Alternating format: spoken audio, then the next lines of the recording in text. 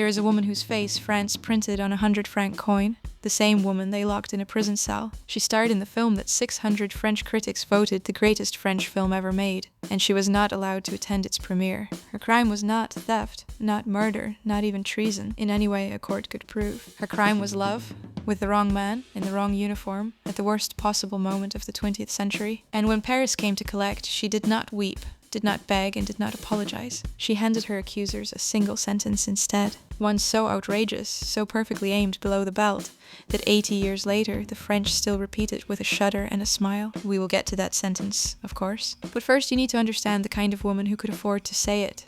If you only have 30 seconds, here's the bottom line of this video. Arletty's secret was that she never auditioned for the role of Arletty. She wrote it herself, which is a lot more than can be said for most movie stars. A laundress's daughter from the wrong side of the Seine, who invented her own name, kept her own accent when everyone told her to lose it, refused every marriage proposal that ever reached her, loved men and women as she pleased, and built a face that still works as a formula today. Beauty, for her, was never decoration. It was sovereignty, the outward proof that nobody else held the pen. But if you'd like a bit more of an explanation, and the practical breakdown of how it all was actually constructed, follow me. Welcome. I'm Kira, and this is your beauty blueprint. I've spent a whole week researching, watching, and editing all things Arletty to bring you her very essence and share the best of my findings. And this week handed me something I almost never get with a Golden Age star.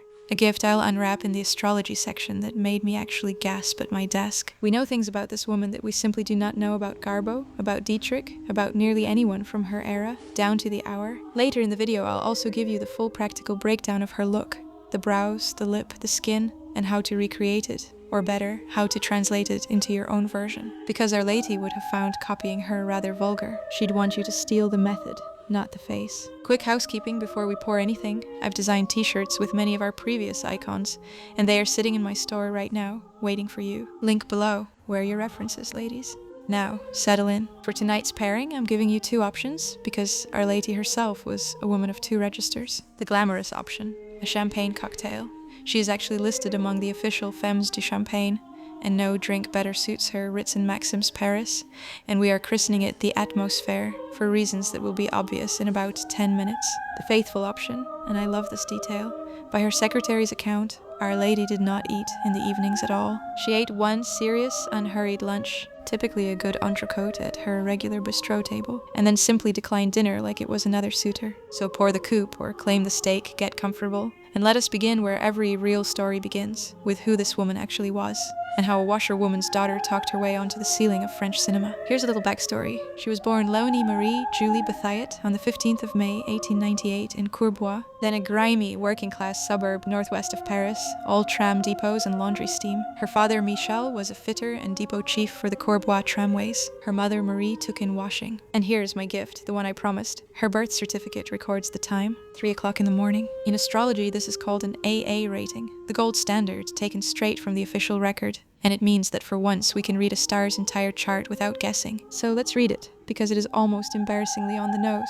Sun in Taurus, sitting right in the first house. Venus ruled sensuality worn on the surface of the body, an appetite for pleasure, and a stubbornness you could break a government against, which, spoiler, someone eventually tried. Aries rising, the blunt mouth, the fast draw, the woman who very well answers a national tribunal with a punchline, and a moon in Pisces, tucked into the 12th house, the house of secrets, seclusion, imprisonment, and the hidden self, which, once you know how this story ends, in a prison cell and then in decades of darkness, reads less like a chart and more like a prophecy. Now back to Courbois, where the chart starts coming true. At 16, the first catastrophe. The young man she loved, she called him CL, Sky in French, for the color of his eyes, was killed in the First World War. Standing in that grief, still a teenager, she made a vow that changed everything. She would never marry. She refused, in her own logic, to become a war widow, and she refused to raise a son for the next war to eat. Every proposal she turned down for the following 70 years. And there were many, with even the Aga Khan said to have admired her from afar, traces back to that one buried boy. 2 years later, the second catastrophe. Her father was crushed and killed by one of his own tramways. The company evicted the family from the depot housing. Her mother went back to other people's laundry, and Léonie went to work, a factory floor, reportedly a wartime shift making artillery shells, then a typing course, then a secretary's desk. Think of that sequence again the next time someone tells you chicness is inherited. The exit came through her face. but not in the way you'd think. She became an artist's model, and not for calendar painters. Kees van Dongen painted her and prized what he called her splendid cheeky humor.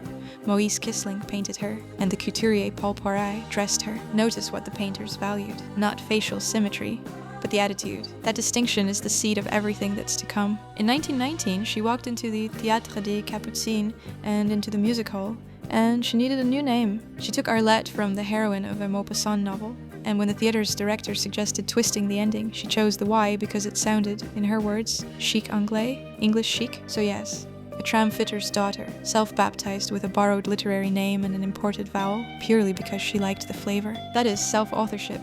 I'd like us to take notes, ladies. Through the 20s, she worked the revues and operettas, and cinema found her in the early 30s. Her first film lead, in 1931's Un chien qui rapporte, cast her as a mercenary good time girl named Josiane Plaisir, and she played it with a frankness that startled the censors of the day, briefly topless, entirely unbothered, a tall, body-confident modern woman years before the term existed. Scholars now read that little comedy as an early portrait of the modern French woman, and the portrait was barely acting. She was 33, and by the mid-30s, the stage had made her a Paris fixture as well. Sacha Guitry wrote for her, Cocteau wrote for her, and the 1936 comedy Fric Frac, opposite Michel Simon, made her box office. But Immortality arrived in 1938, in Marcel Carné's Hôtel du Nord, where she played Raymond, a prostitute, with a tongue like a straight razor. By the way, I now live right next to Hôtel du Nord in Paris, and I go there all the time. They actually now have a cocktail named Arletty, and that film is hands down one of my favorite films ever. Louis Jouvet's character tells her he needs a change of atmosphere, and that she, regrettably, is his atmosphere. Her reply became the most famous eruption in French cinema. Atmosphère! Atmosphère! Est-ce que j'ai une gueule d'atmosphère? Do I have the face of an atmosphere? The line was written by Henri Janson as an inside joke at Carné's expense, but it only detonated because of the voice delivering it, that nasal, insolent, working-class Paris accent called the Titi Parisien, an accent now essentially extinct, and one Arletty refused to stand down for anyone. Other actresses of her generation trained their origins out of their mouths, but she somehow weaponized hers. And a critic later wrote the sentence that I think unlocks her whole persona. She wears no disguise. She does not play at being a daughter of the people. She is entirely without artifice. She is naked. Remember that word? It is going to come back in the strangest place. By 1939, she was starring opposite Jean Gabin in Le Jour se lève, one of the monuments of French poetic realism. She was, by her own later phrasing, the most invited woman in Paris. Hold that image. The salons, the champagne, the name on every list. Because within 5 years, and this is her own line, the most invited woman in Paris would become the most avoided. And the reason is the part of this story that will have you arguing with your screen, so don't you dare go anywhere. On the 25th of March 1941 in occupied Paris, at a concert at the Salle du Conservatoire, a mutual acquaintance introduced her to a strikingly handsome man 10 years her junior. His name was Hans-Jürgen Soehring. He was cultivated, multilingual, a lover of French literature. He was also a Luftwaffe officer and military judge, one of Göring's trusted men in the army occupying her city. She later wrote that she had met a singularly beautiful young man of perfect indifference who was to turn her life upside down. It was, by every account, a lightning strike on both sides. They were seen at the opera and in Megève. He came to her flat on the Quai de Conti, and between 1942 and 1944 they exchanged more than 500 letters. Letters that survive, and that now sit in the Bibliothèque Nationale de France, which tells you how seriously French history has come to take this affair. The relationship cost him first. In 1943, Göring had him demoted over the liaison, and he was eventually sent toward the Italian front. It would cost her far more. Was it collaboration? She never informed, never propagandized, never denounced a soul. Even her eventual judges found essentially nothing beyond the relationship itself. Her politics, she said, could be summed up in a pun. Not Gaullist, but Gallic. She was not alone in her situation either. Other actresses of occupied Paris had German lovers, and she is said to have suggested to two of them, deadpan, that they really ought to form a union. She was a woman who had refused to let the Republic tell her whom to marry, and she extended the same refusal to whom she could love. But history was not in a mood to appreciate the consistency. While all of this burned in private, she was making the film of her life and of France's. Les Enfants du Paradis, shot between August 1943 and the end of 1944, under conditions that sound invented, sets destroyed by storms, film stock bought on the black market, air raids, and resistance members hiding among the 1,800 extras. The production designer Alexander Trauner and the composer Joseph Kosma, both Jewish, worked on the film clandestinely, hidden in the southern countryside by the director and screenwriter, positioned so they could flee into the hills during police raids. Marcel Carné, magnificently stubborn, slowed the editing on purpose so that his masterpiece would open in a free Paris rather than an occupied one. And at the center of this 3-hour epic stands Arletty as Garance, a sort of courtesan loved by 4 men at once. A mime, an actor, a criminal poet, and a count. Garance drifts through their obsessions, luminous and unbothered, giving each of them everything except ownership. Asked about her name, she answers with a shrug. They call me Garance. They say it's a flower. 4 men project 4 different women onto her. She declines to correct any of them, and she leaves. It is one of the most complete portraits of female self-possession ever filmed, and the woman playing her was performing the same trick off-screen, by most accounts even concealing during the shoot a pregnancy by Soehring that she chose to end. For the role, she commanded one of the highest salaries in French cinema. She called Garance her favorite part. Frankly, Garance was barely a part at all. Then Paris was liberated, and the bill arrived. In the fury of the Epuration, the Purge, she was arrested and moved through the machinery. The internment camp at Drancy, then French prison, then roughly 2 years of house arrest at a chateau lent by friends, from which she walked several miles each week to sign a police register. And here's the detail that tells you what she was made of. She spent that exile reading Pascal and Proust, and later called it the best time of her life, because, she said, it gave her the opportunity and the initiative to become herself. Most people would call a purge trial the end of their identity. She filed it under research. It could have been worse, and for thousands of women, it was. She was at least spared the public head-shaving inflicted on so many accused of what France called horizontal collaboration. And here, somewhere between arrest and judgment, comes the sentence. Asked to account for taking a German lover, Arletty replied, in the wording all of France repeats, though she may well have polished it afterward, and I am going to give it to you straight, because this is not a channel that blushes. My heart is French, but my ass is international. Wow. She is also said to have offered her judges a companion piece. If you did not want us sleeping with the Germans, you should not have let them in. Say what you want about the woman, and France said everything, but under interrogation, facing prison, she was funnier than her entire government and country put together.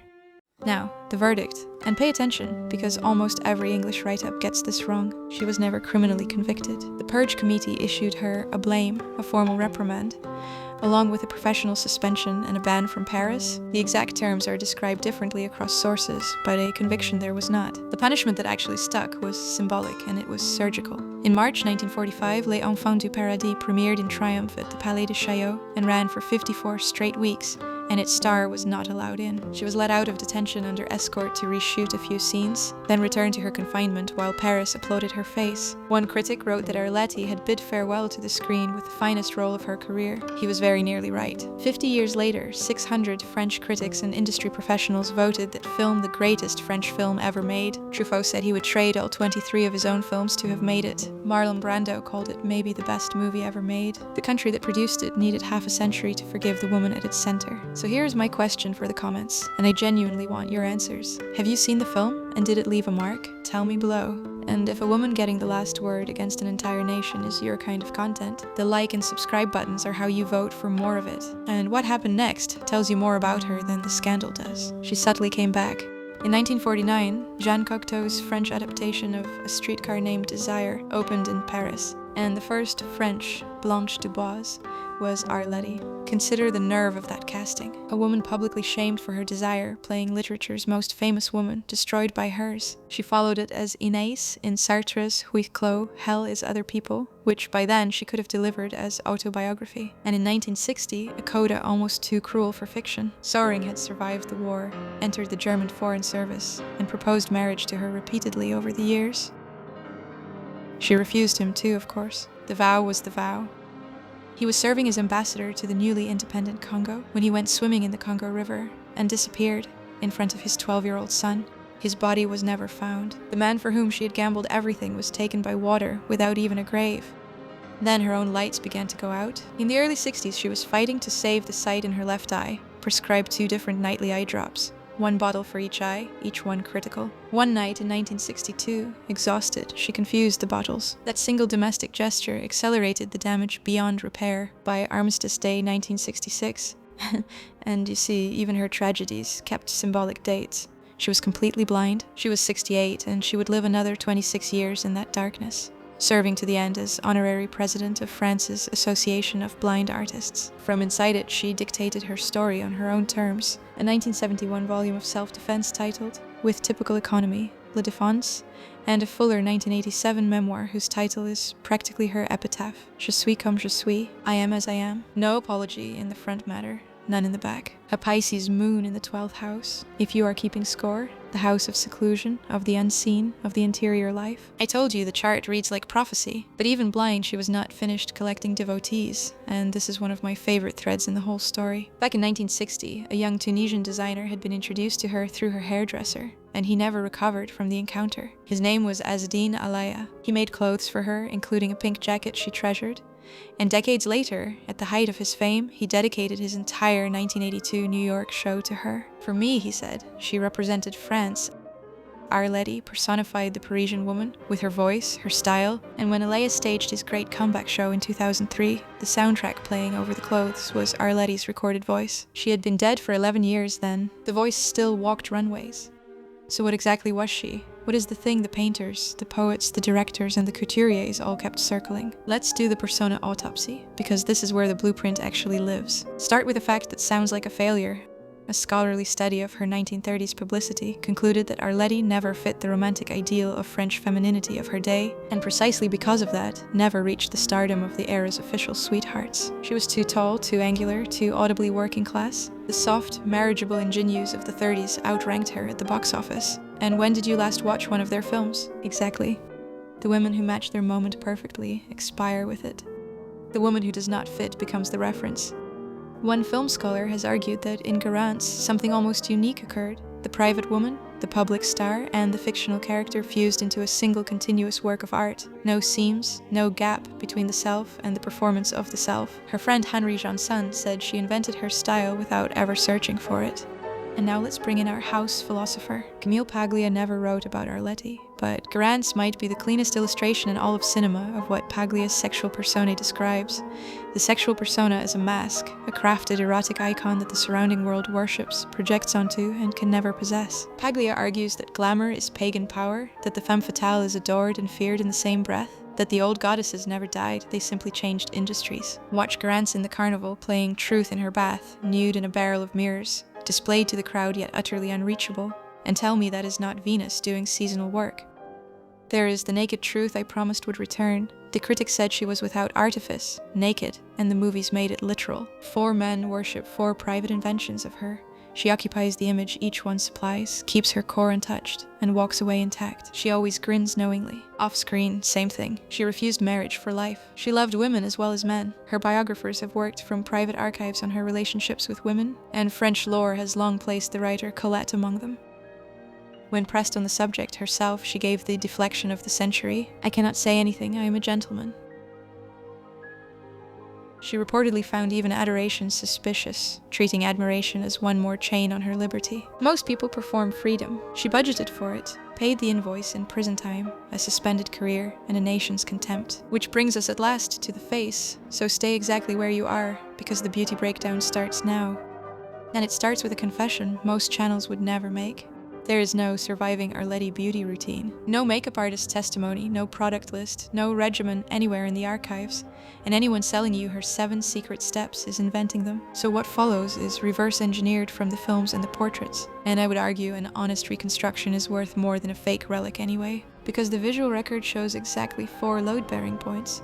1. The brow, thin, high, cleanly arched, drawn with a fine pencil and a slightly extended tail. The 30s arch that installs permanent irony on her face. 2. The complexion, pale, even, matte. Think of it as a primed canvas, with some soft shadow tucked just beneath the cheekbone to carve out the angular bone structure. Her cinematographer on Les Enfants du Paradis lit her to appear luminous, and luminous, not glittery, is your North Star here. 3. The lip. Dark, defined, never overdrawn. A true red, a deep blue red, applied with precision. 4. The eyes, and here's the counterintuitive part, almost nothing. Soft definition, a whisper of shadow mascara, done. By modern standards, the eyes are practically bare, because the drama has been delegated to brow, lip, and bone. That is the actual formula, and you should steal it easily. Choose your load-bearing features, and just strip the rest. Hair dark and sleek, finger waves for the 30s version, and for Garance a smooth romantic center part that lets the face do all the talking. And a costume footnote I adore. The fabrics for Les Enfants du Paradis came from the house of Lanvin. Even under occupation, sourcing on the black market, the French held the line on textiles. But the final component of the look, the one no palette contains, is the one Alaïa named. The voice, the carriage, the gouaille, that untranslatable Parisian chic, the refusal to be embarrassed. Arletty kept the accent everyone advised her to lose, and it became the most recognizable instrument in French cinema. Personally, I found her a little ugly at first, in Hôtel du Nord, but then I realized I could not stop thinking about her, and it turned into something of an obsession. That's how you know. So here is your real assignment, your blueprint homework. Identify the thing about you that polite taste advises you to sand off. The laugh, the accent, the nose, the too much, and promote its signature. That is the entire Arletty method, not one product in it. So, in closing, advice to us from Our Lady. She left instructions, in her way. On love, plainly, I prefer love to friendship. On failure, the line I would frame above my mirror. Everyone knows Don Juan's successes, nobody counts the times he fell flat on his face. Meaning, to win a lot, one must also lose a lot, and not be afraid. And on legacy, when asked how she wished to be remembered, she answered in American. That broad, she was the real thing. Not the most beautiful, not the most beloved, just the real thing. She died in Paris on the 23rd of July, 1992 at 94, and her funeral obeyed her final piece of art direction. No flowers, no prayers, no speeches. Just a hearse that made one unscheduled detour on its way out of the city. Past the Hôtel du Nord, where a crowd had gathered on the canal to say goodbye to the woman who once demanded to know if she had the face of an atmosphere. She did, in the end. She was the atmosphere. And Paris, which punished her, exiled her, and outlived its own verdict, still breathed her in. This has been your beauty blueprint, and, mind you, your face, like hers, is yours to write. I've queued up the next chapter for you here. I'll see you soon. Love, Kira. Now go create your own blueprint.